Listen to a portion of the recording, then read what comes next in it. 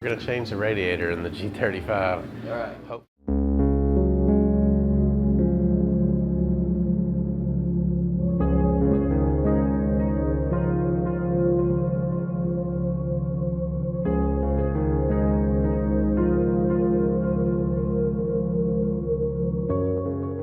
I'm gonna drain the radiator and remove the reservoir because it's in the way. The radiator's trapped in, if you can see. So obviously blocking the radiator from being able to come out. Oh, okay, okay. And since we just put brand new, fresh radiator fluid in it, I'm going to drain it into this brand new bucket. And Special? yeah, it was the one that was free 2 weeks ago. I'm gonna drain it in the bucket and we're gonna reuse it because it is brand new.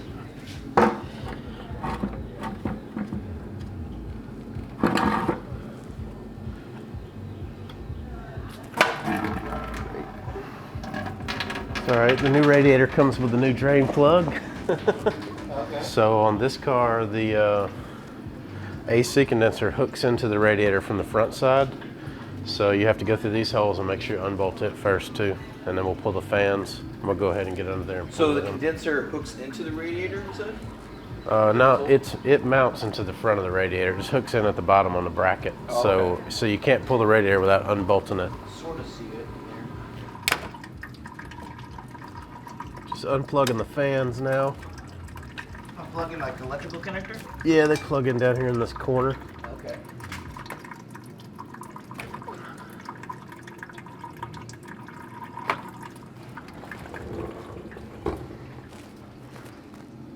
Ooh. They had like oily water in them. Got on my shirt. Here your cat. Yeah, it's not gonna start coming a flood till you Release the pull pressure? it. Yeah, at the track. The HKS one? Well, they're a higher pressure. I think the stock one's like a 0.9. It just raises the boiling point, so you got a little bit more before you got to pull off and let it cool off. Cars don't actually start overheating until the water is boiling. When it's boiling, there's air pockets, and then the cooling efficiency is lowered drastically. Blowing, what do you mean? Like it's blowing out of the radiator into the reservoir? Boiling. Oh, boiling. Yeah, when it's it's blowing. boiling, when it's boiling inside of the cooling block. system, in the radiator and in the block, all the air, the water is a very good conductor of heat. Right, but if To there's remove air, the heat, but if there's air, it's not going to be as efficient. So if you can raise the boiling point by raising the pressure on the relief, which is the radiator cap, Right. it's like another thermostat, then you get a little bit more before it starts boiling. The cars are not going to overheat near as fast. right. But this car is a street car, and I have a stock radiator cap for it that I have misplaced somewhere that's going to go back on it, and I'll save these for track cars. There we go. Got it. What is that? This is a Fancy thing. hose clamp tool. So it's a hose clamp tool? Yeah. Oh, let me get some of that.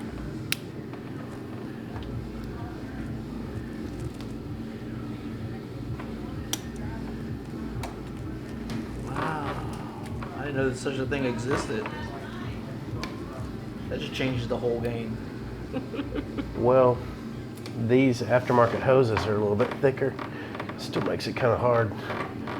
But with the factory hoses, they're not as thick, and they work a lot better with the spring clamps. Okay. I usually swap them over to a stainless T-bolt clamp with aftermarket hoses because of that. Okay. In this case, this is a stock car. We're leaving all the stock stuff on it. Just takes a little extra time getting these on and off.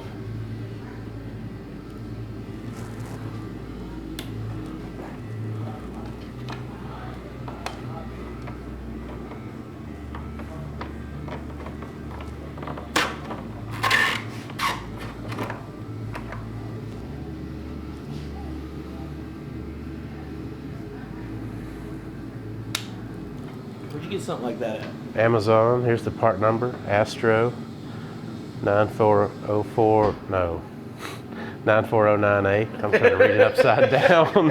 This is what I was talking about, them being a pain. Yeah, just leave it on because it's in a pain in the ass position, right? Exactly.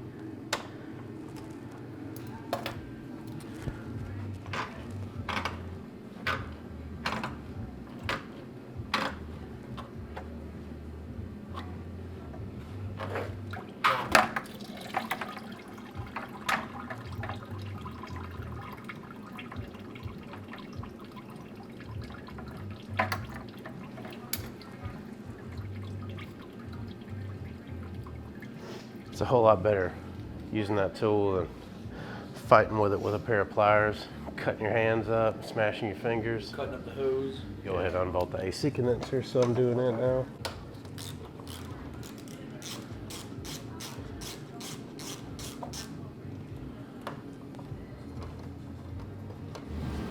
These are kind of difficult to get out. Get a magnet. Use a magnet, guys.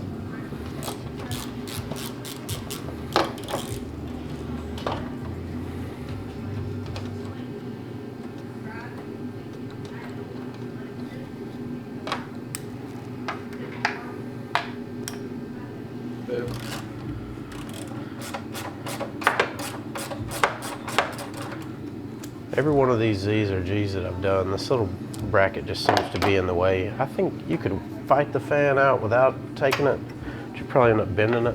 What's that bracket for? It just holds the AC line. The AC line's got some flex in it. The bracket just makes it, pushes it in the way of things. See how tight that is? There's no way you can get them both out together.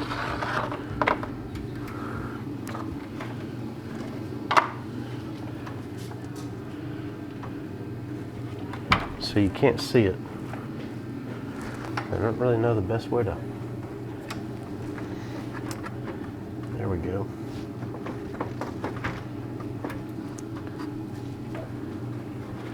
In the past, I've always had to do this from the bottom. I don't know why they have it hooked together anyway.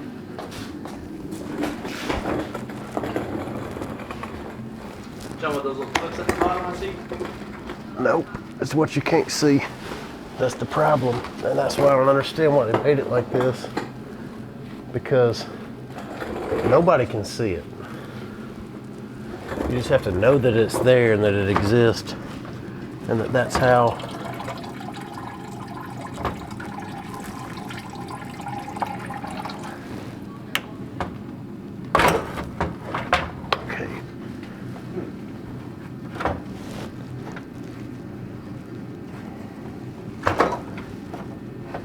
Okay.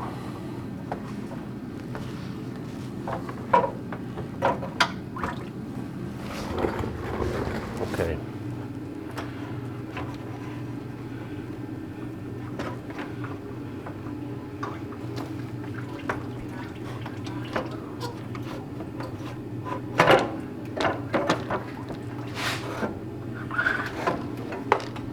This part right here. That's where the where those bolts came from. But the condenser slides down into here and then bolts there. So you have to make sure that you drop the radiator down and unhook that. Otherwise you can't pull the radiator up, it's trapped. Kind of a pain, unless you know it's there. At least this is a Denso. It was only $70. I think it was $70 shipped from Rock Auto for a Denso, so good factory replacement. Do fine for this stock car.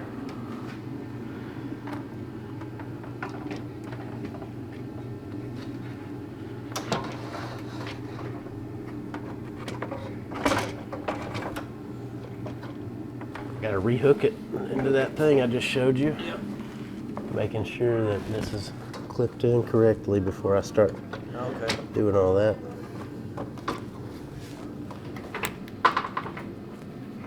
There we go. You know, that thing being such a pain to hook into the radiator and get lined up right, that could partially explain this whole why are all these 350Zs have the AC ripped out of them at the track, like, because you know, people go to the track, they're going to put a dual core aluminum radiator in it almost every time.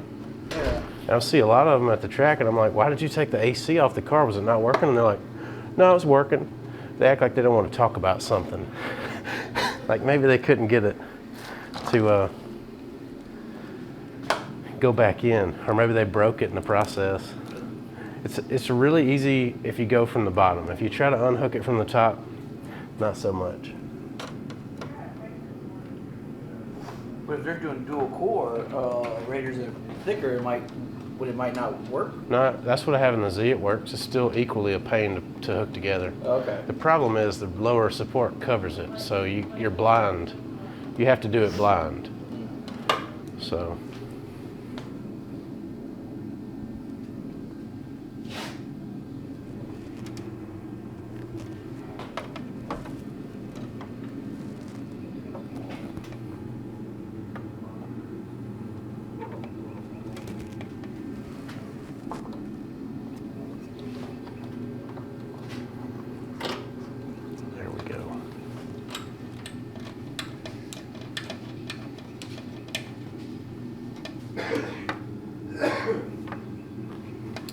Well, those bolts are a little long.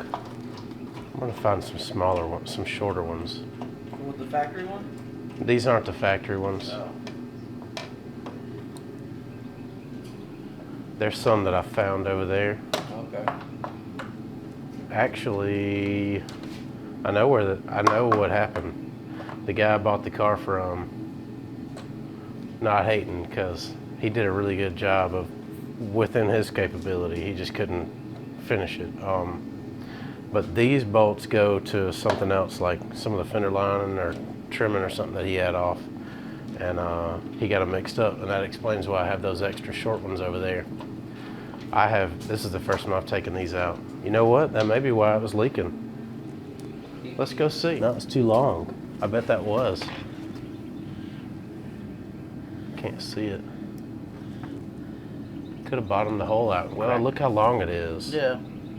And the plate that's bolted to it, yeah, it is. That's exactly what happened. So the radiator wasn't bad until this happened. So if we would take this off, this cap, we would probably be able to see on the inside some cracking. Well, look where it's wet. This is the one that was leaking around. Look, it's wet under that thing. That's where it was coming from. So make sure when you put the AC condenser, don't put long bolts like this, because you could crack the plastic. Yeah, it's going to go through into the radiator tank. We're going to try to put these back in. Oh yeah.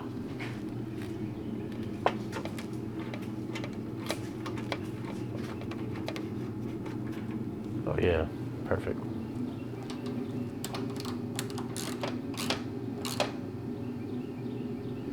Using my fancy hose clamp tool. Yep. It's all about having the right tools sometimes. Yeah. Just make things easier. Well, I didn't have one of these for a really long time.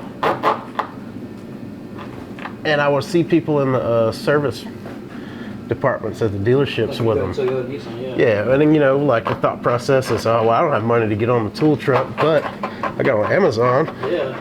And there they are for like Amazon, 15 or 20 bucks. Really, to be honest, I think my mom bought me this thing for Christmas one year. Oh.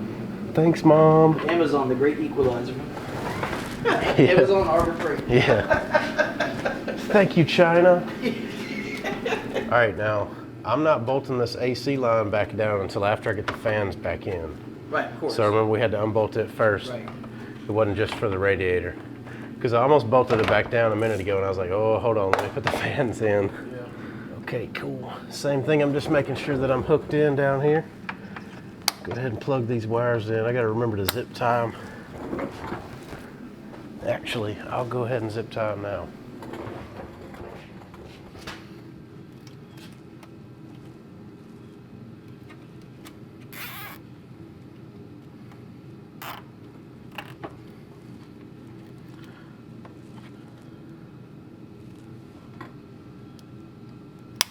A lot of times you'll see them at the track and this harness is hanging out of the front, which this one has all the clips. This car's not been, it's not a race car, it's not been all ripped apart a bunch of times.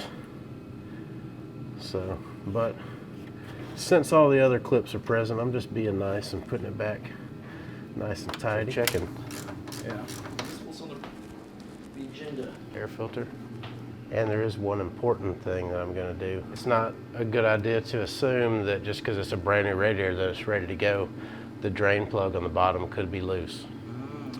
So I kind of did a finger test on it and it seemed tight, but I'm still going to put a flat tip on it because it calls for a flat tip. Catastrophic failure. And as I thought, it was a little loose. So, but it's good now. Next thing's gonna be this hose.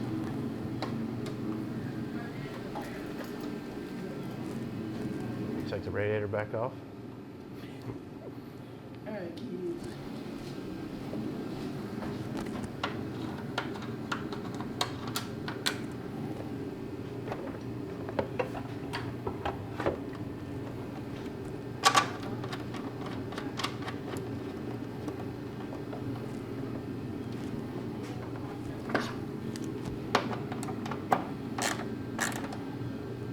All right, now everything's back together. We need to find a paint strainer or something to strain the new coolant and put it back in the new radiator. This is like a box of old t-shirts that shops will get these sometimes just for shop rags, but somebody gave them to me. I'm going to use this because I can't find a paint strainer. Okay.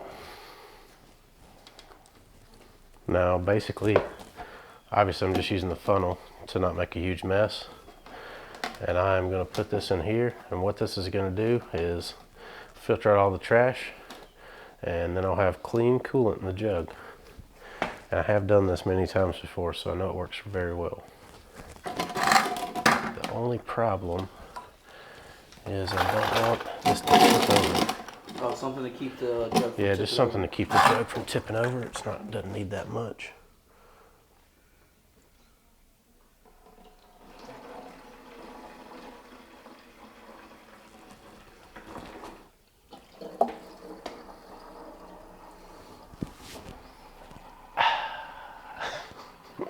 Paint strainer is a faster than this, but this is actually straining it better than a paint strainer would. It's pretty coarse, a paint strainer is.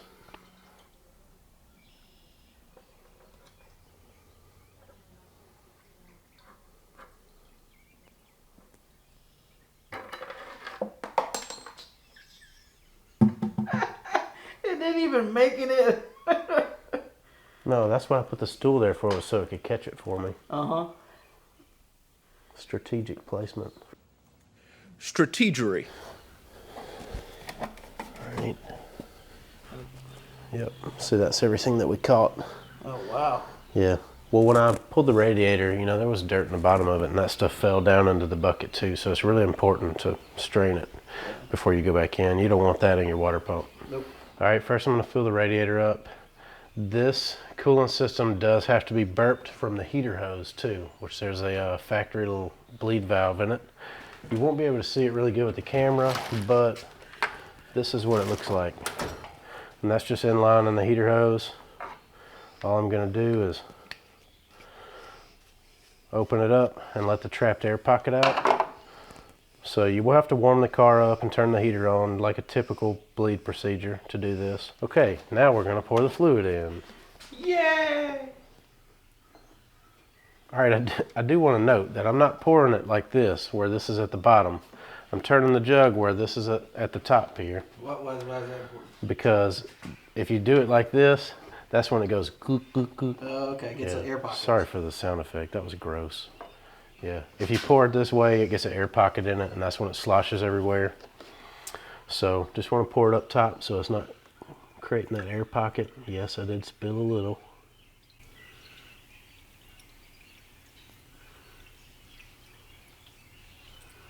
This also works for oil jugs too.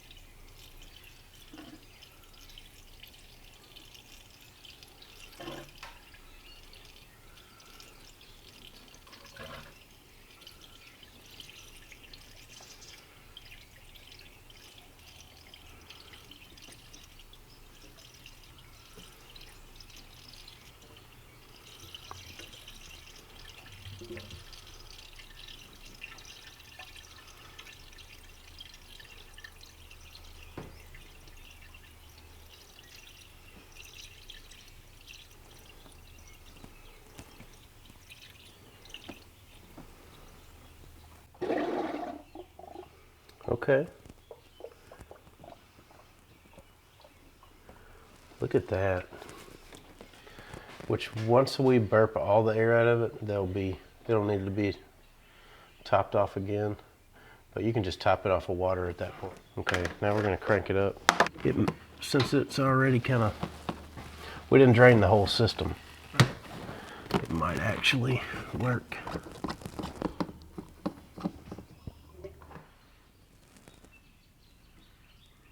Right there. And now I'm just topping it off with water because it is almost completely full anyway. All right, so the reason that that worked without cranking the car and warming it up is because all we did was drain the radiator. We didn't drain the block or the heater core. The thermostat was holding all that water in that portion of the system still. So all I had to do is burp that little air pocket from this front portion. It comes out of that hose pretty easily. Now we are going to warm it up and just make sure, give it a few minutes to burp any additional air, because there could be some, but for the most part, we're past the hard part. The problem with these cars is it won't circulate through the heater core without that air pocket removed. So you have to make sure that you get that out. A lot of people, you can spend 45 minutes bleeding this thing down, trying to burp it, and it's still blowing cold air. No heat's getting to the heater core because that air pocket's back there stopping it. And the car won't overheat idling, but whenever you go to drive it, then it'll start overheating, and you'll have to come back and burp it again. So, but that's very important. That's something that's overlooked a lot. People don't realize that that thing's hiding back there.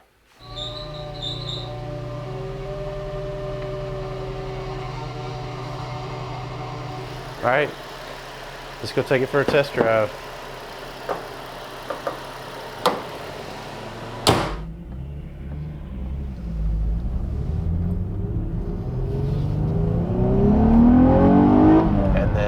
After it does, we'll open the radiator cap and top it off, because I'm sure there'll be just a little bit of air pocket pushed up to the front by then. Always good to check it at least.